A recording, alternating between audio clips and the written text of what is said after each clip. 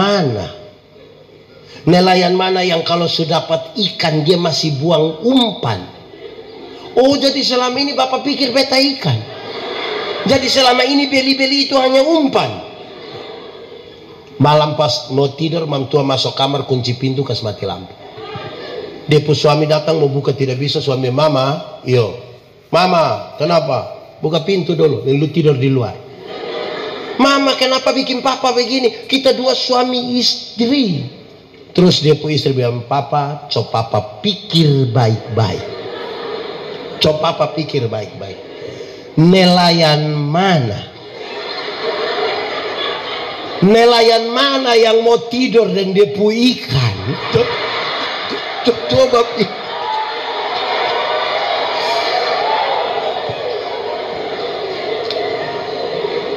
Tapi orang Waifau dong ini setia-setia semua.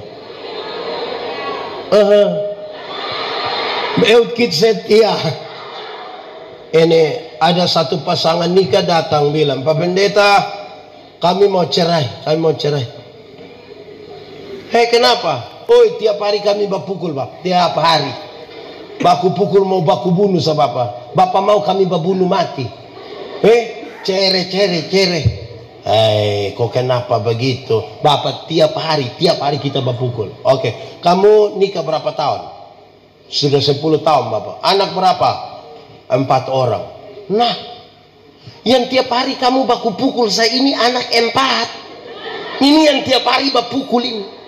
Apalagi kalau kamu dua basayang.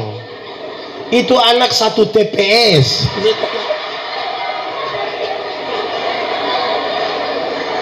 Mungkin TPS 35 itu kamu pun sendiri.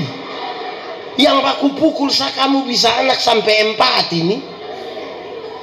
Wih, basayang ini, wih. Artinya tidak ada sebuah relasi yang tanpa masalah. Ada pengelolaan, itu yang penting, dan setia itu menjadi sebuah catatan. Oke, yang terakhir tadi pertama kesetiaan, teladan dalam, 2 teladan dalam, 3 teladan dalam, 4 teladan dalam, 5 engkau mesti menjadi teladan dalam kesucian. Saudara, kemuliaan tadi waktu kita bicara setia, Tuhan Allah itu setia. Amin. Hendaklah engkau setia karena Tuhan Allahmu setia. Kemuliaan tidak bisa dijaga dengan tidak setia. Persekutuan tidak bisa dirawat tanpa kesetiaan. Setia. Nah, sekarang kesucian. Batu uji dari kesetiaan adalah kesucian. Suci. Suci menjadi syarat utama bersatu dengan Tuhan. Kenapa? Tuhan yang kita sembah itu Tuhan yang suci, Tuhan yang kudus. Siapa yang mau datang kepadanya harus datang dalam kekudusan. Tanggalkanlah kasutmu, sebab tempat di mana engkau berdiri itu kudus. Yang terang tidak bisa bersatu dengan gelap. Yang kudus tidak dapat bersatu dengan yang tidak kudus. Saudara, kalau kita datang di ibadah 31 Desember, pernah ikut ibadah 31 Desember? Biasa siang ke malam. Pas kita masuk pintu itu kan lampu dong agak redup sedikit, baru kita dengar ada musik klasik bilang teng teng teng teng teng teng teng teng teng teng teng teng teng. Terus ada yang baca puisi, tidak terasa. Saya dalam hati, lu tidak rasa.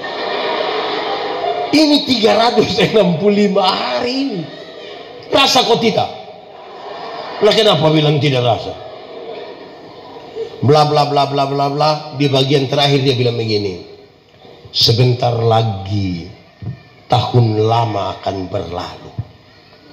Mari kita tulis catatan-catatan dosa kita.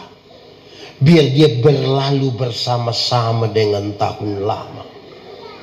Tahun baru, hidup baru, semangat baru. Woi, dong mulai tulis catatan dosa. Ada yang tulis 5, 10, separuh pakai menangis. Aduh.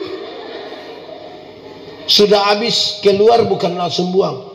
Lipat baik-baik baru pakai menyanyi. Mampirlah dengar doa. Ini 31 Desember ini. Minggu kedua bulan Februari dia gila ulang. Lebih parah dari tahun lalu. Nah, ini kita soal. Lalu kita mau jaga apa? Saudara, jemaat, kalau kita diterang, bisa lihat orang di gelap? Bisa? Orang di gelap, bisa lihat kita diterang?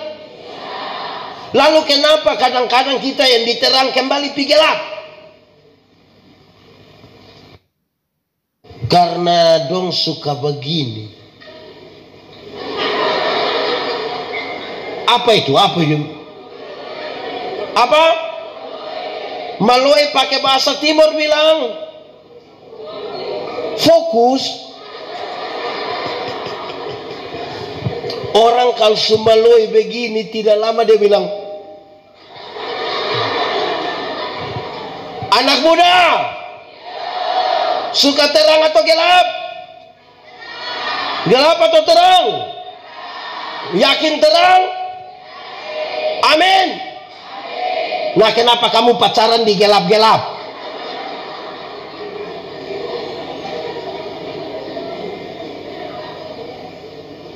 Menjaga kemuliaan itu menjaga kesucian. Persekutuan kita harus persekutuan orang-orang suci, orang-orang kudus. Itu kudus itu artinya dipisahkan, kita berbeda dari orang lain. Mau merawat persekutuan tanpa menjaga ini kesucian untuk apa? Supaya kalau Roh Kudus datang, saudara lihat, kita ini kan tidak ada satu orang ditugaskan khusus, tidak ada satu orang ditugaskan khusus memuaskan kita punya hati, tidak ada. Waktu dia melukai kita, kita kepingin marah, kita kepingin balas dendam, kita kepingin untuk apa? Energi negatif itu terlalu kuat untuk menghancurkan dia. Pengampunan menolong kita. Lihat ini, energi negatif di dalam kita tuh dia dorong keluar. Rasa mau balas dendam tuh dia dorong keluar. Emosi yang meluap-luap, amarah yang meluap-luap tuh dia dorong keluar. Hidup yang bersih itu yang membuat Roh Kudus masuk. Dalam bahasa lain saya ingin mengatakan, Roh Kudus tidak dapat tinggal bersama-sama dengan orang yang punya hati penuh dengan kepahitan. Kesucian tidak ada pada mereka yang penuh dengan kepahitan dan amarah. Bisa tinggal bersama-sama dengan mereka yang hidupnya penuh dengan energi negatif, supaya kemuliaan Allah itu nyata di dalam hidup.